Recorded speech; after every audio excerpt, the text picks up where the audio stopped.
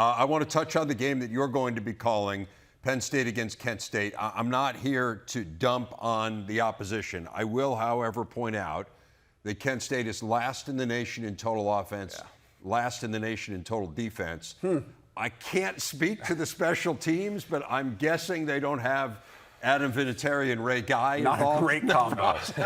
So even if they did, I'm not sure it'd make a huge difference. So what can you learn if you're Penn State in a game like this against a team that doesn't bring a whole lot to the table? This entire season for Penn State is just a collection to see if they can take that step. They've won all the games they should have won in these past few years, and then they've dropped it to Ohio State and Michigan. So even though, okay, if they handle business, all good, but it's still the formula and the way they win.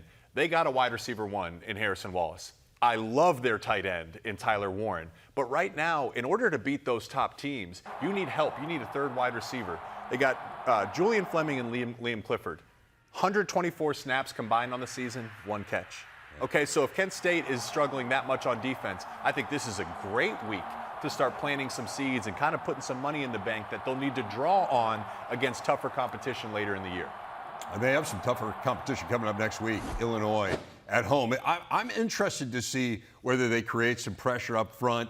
The fact that on defense they only have 2 sacks this year, they led the nation in that category a season ago. So again, this is one of those games, I think to your point, maybe this is just the point on the opposite side of the ball, where you look at what you haven't necessarily done as well as you'd like to, and you figure out a way to incorporate that so you build that confidence going forward. Kent State, again, like they just haven't been able to get much going offensively. They're young across the board, like one of the youngest teams, one of the youngest offensive lines up front, only one senior offensive lineman. So if there was a game to get pressure, it's this.